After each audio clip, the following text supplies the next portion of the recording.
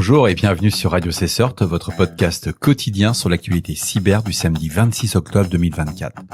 Je suis Marc-Frédéric Gomez en direct de l'Indre. Vous trouverez dans la description tous les liens qui m'ont permis de créer cette revue d'actualité.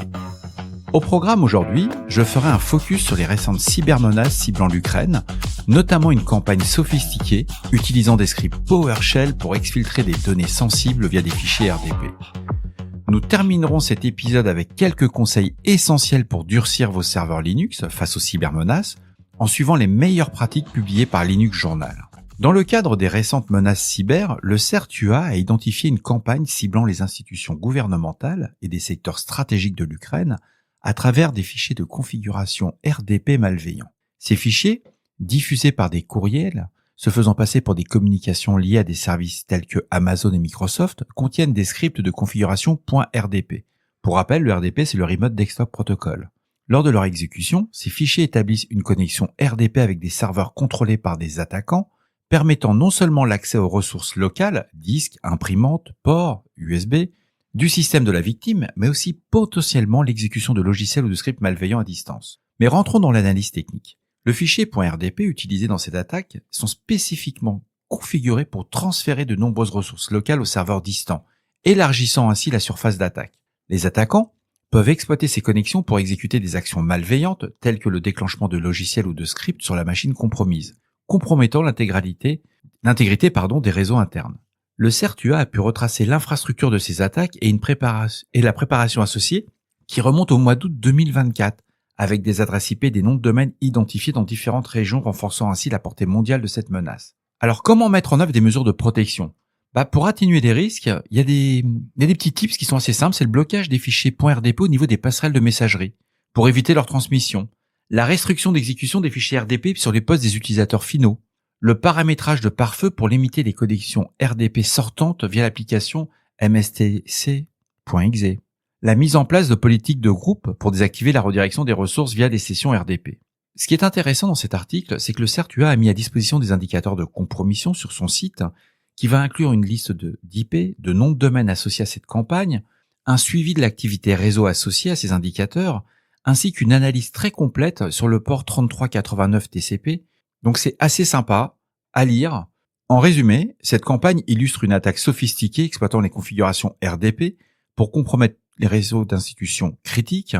Donc il est crucial pour nous, équipe de réponse à incidents, que ce soit aussi bien un CERT qu'un CERT, c'est vraiment de renforcer cette politique de gestion des connexions à distance et de surveiller attentivement les indicateurs de compromission liés à ces activités malveillantes. C'est gratuit, ça vous permet de monter en maturité, ça va aussi vous permettre de tester vos protocoles de défense. Est-ce qu'un utilisateur peut faire du RDP alors qu'il n'est pas autorisé ? Est-ce que c'est normal, par exemple, que quelqu'un qui bosse dans un service bureautique puisse faire du RDP à distance à l'extérieur? Continuons sur l'Ukraine. Le 24 octobre 2024, le CERT national a révélé une nouvelle menace liée au groupe UAC 0218, exploitant des fichiers rares contenant des scripts malveillants pour voler des documents critiques. Les emails frauduleux avec des sujets tels que factures et coordonnées bancaires contiennent des archives rares protégées par mot de passe avec des documents factices et un script malveillant est introduit. Ce dernier est conçu pour rechercher de manière récursive des fichiers spécifiques tels que des .xls, donc des fichiers Excel, des .doc, des .pdf, etc. dans le répertoire utilisateur et les exfiltrer vers des serveurs contrôlés par les attaquants via le protocole HTTP. Ce script malveillant, VBS, recherche des fichiers sensibles jusqu'à 5 sous-dossiers à partir de la racine utilisateur. Ça vous rappelle quelque chose ? Je pense que pour ceux qui suivent le podcast, ils se disent « Tiens, il nous a déjà parlé de ça ». Donc c'est une autre variante. Ils vont utiliser des commandes PowerShell. L'infrastructure de commande et de contrôle repose sur un nom de domaine enregistré via HostTheAlot avec un serveur web basé sur Python identifiable par la bannière Python Software Foundation base HTTP 0.6.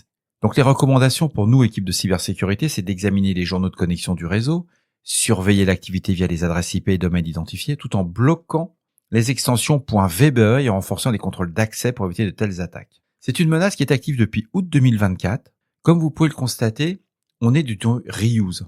On va réutiliser quelque chose qui marche, on va juste modifier quelques éléments techniques, mais la base est toujours la même. On envoie un mail, une pièce jointe, et on fait cliquer l'utilisateur. Je vous recommande l'article, il y a énormément d'IOC de disponibles gratuitement pour ceux qui souhaitent s'intéresser à ce type de menace. Continuons sur les menaces remontées par le CERT-UA. Le 25 octobre, donc on était au 24, on passe au 25, celui-ci a relevé une campagne malveillante associée au groupe UAC 0001 ou APT28. Cette attaque exploite des emails envoyés aux administrations locales avec des sujets trompeurs tels que remplacement de tableau. Alors, remplacement de tableau, c'est pour les fichiers Excel.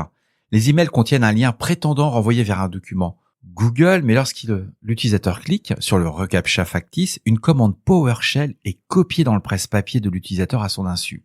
L'attaquant pousse ensuite l'utilisateur à exécuter cette commande en lui suggérant d'utiliser les raccourcis clavier tels que la touche Windows plus R ou CTRL-V, conduisant à l'exécution du script malveillant. Quand on regarde l'analyse technique, qui est relativement simple, c'est une commande PowerShell qui va être téléchargée, elle va exécuter un fichier .hta ainsi qu'un script PowerShell nommé browser.ps1. Ce dernier a plusieurs fonctions malveillantes. Exfiltration des données avec l'authentification des navigateurs si vous êtes sur Chrome, Edge, Firefox ou Opera. Installation d'outils tels que SSH pour créer un tunnel sécurisé. Déploiement de l'outil Metasploit pour exploiter des vulnérabilités supplémentaires.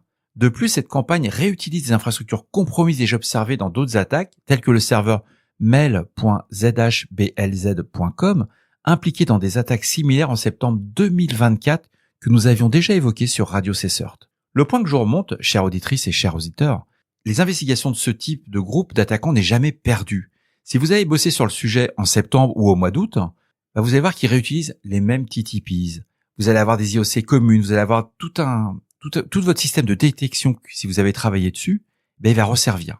Et vous allez monter votre niveau de sécurité et ce type de menace ne sera dans votre périmètre. Gros avantage, le CERT-UA sur les 3 articles que j'ai repris, il donne énormément d'indicateurs de compromission, ainsi que des signatures des hashes et tout le méthode. Donc pas mal, bravo. Une fois de plus, ce type d'attaque souligne une importance majeure sur l'hygiène numérique, en particulier sur la manipulation des fichiers PowerShell et des liens d'apparence légitime. Finissons cette revue d'actualité par cet article du Linux Journal. Là, je vous cache pas, je me suis fait plaisir. On est samedi, c'est l'article qui vraiment me donne envie de faire de la cyber quand même. George Whittaker propose une approche détaillée pour durcir des serveurs Linux face aux menaces et aux attaques en détaillant des mesures essentielles à adopter pour assurer une meilleure sécurité. Comment dirais-je ? C'est juste le bon niveau. Cet article fait 2 pages. C'est ça l'avantage. Mais en 2 pages, vous devenez vraiment au bon niveau de maturité pour durcir votre serveur Linux. La première partie, c'est la compréhension de la menace. Il va identifier plusieurs types de menaces, y compris des attaques par brute force, les rootkits, les logiciels malveillants, les attaques par déni de service et les vulnérabilités 0-day. À partir de là, il va prioriser les actions de protection. Par exemple, pour la gestion des utilisateurs et des accès. Éviter l'accès direct en tant que root, utiliser un compte de privilège avec sudo.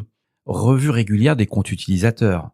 Durcissement SSH, désactivation de l'accès root via SSH, mise en place de l'authentification par clé publique et des règles de pare-feu pour restreindre les connexions SSH à des IP spécifiques, du filtrage. Mise à jour et gestion des correctifs, les fameuses vulnes. Activer les mises à jour automatiques avec des outils comme Unattended Upgrades pour Debian ou Yumcron pour CentOS. Scanner les vulnérabilités régulièrement avec des outils comme Linux ou OpenVAS pour détecter des faiblesses potentielles. La configuration du réseau du pare-feu. Désactiver les ports et services inutilisés.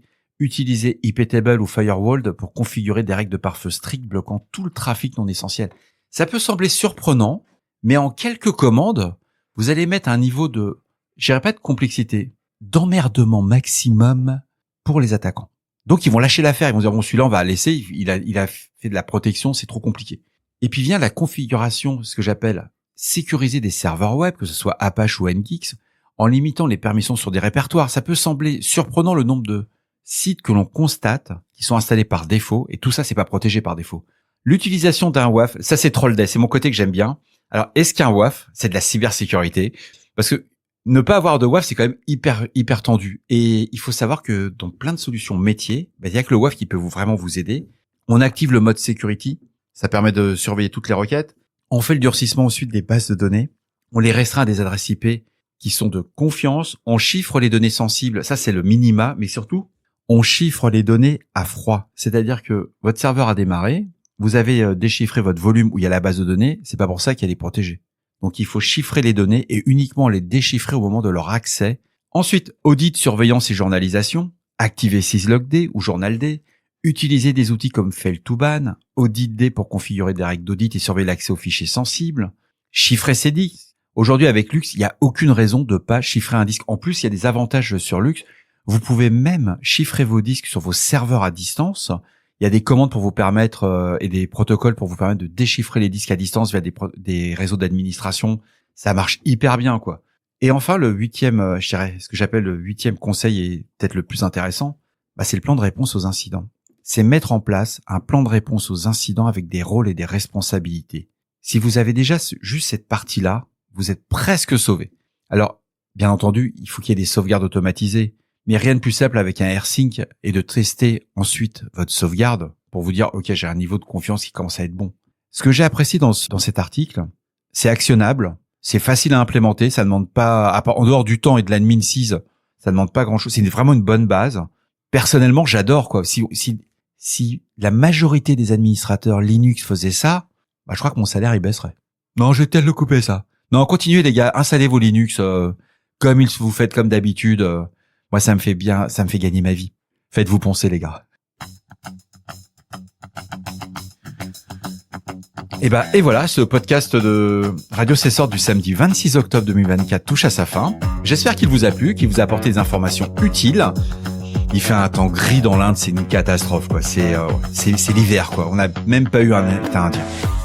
N'oubliez pas, si vous avez des questions ou des suggestions de sujets que vous souhaitez voir abordés dans les prochaines émissions, laissez-moi un message sur mon répondeur au 07 68 72 20 09. Je suis là pour vous. Prenez soin de vous. À demain pour un nouvel épisode.